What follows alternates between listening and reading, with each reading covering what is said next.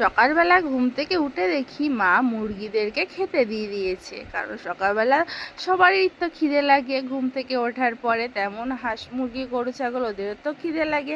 আমাদের বাড়িতে মুরগি আর ছাগল আছে, আছে একটা টিয়া পাখি। আর ওটা হচ্ছে আমাদের মুরগির ঘর। আর এই যে আমি বসে আছি, আর রয়েছে আমার পাশে দেখো একটা ছাগল শুয়ে, যেহেতু আমাদের বাড়িতে আছে ছাগল মুরগি আর একটা টিয়া পাখি। আমার মা টিয়া পাখিকেও বিস্কুট খেতে দিচ্ছে, একটু বাদে দেবে ছোলা খেতে। তা আমার পাশে দেখো চুপ করে শুয়ে আছে। তারপরে একটু বাদে চলে গেলাম মেজো কাকাদের বাড়িতে, যেহেতু দাদাদের ঘরেতে আজকে দুপুরবেলা খাওয়া দাওয়া হবে।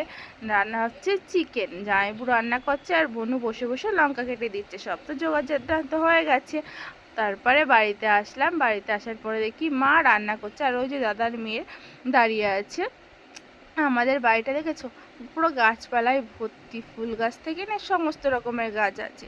তারপরে দুপুরের রান্না হয়ে গেছে। দুপুরের মেনুতে রয়েছে ভাত, ডাল, চিপস, লেবু আর চিকেন। আর রয়েছে কালকে রাইস ছিল, অনেকটা বেঁচে গেছিলো, সেটাই গরম করে নিয়েছে। খাওয়া দাওয়া করার পর অনেকক্ষণ রেস্ট করলাম, সন্ধে নেমে গেছে। ওর জন্য বাবার বাড়ি থেকে বেরিয়ে পড়লাম এবার শ্বশুর বাড়ি যাওয়ার উদ্দেশ্যে। তা আমরা টোটোর মধ্যে বসে আছি, আমাদের বিড়িহি বাজারের থেকে আবার টোটো করতে হবে মদনপুর স্টেশনে আসার জন্য। স্টেশনে এসে অনেকক্ষণ ওয়েট করছিলাম, তোমার দাদাভাই টিকিট কেটে নিয়ে আসলো আর ট্রেনে উঠেও গেছি।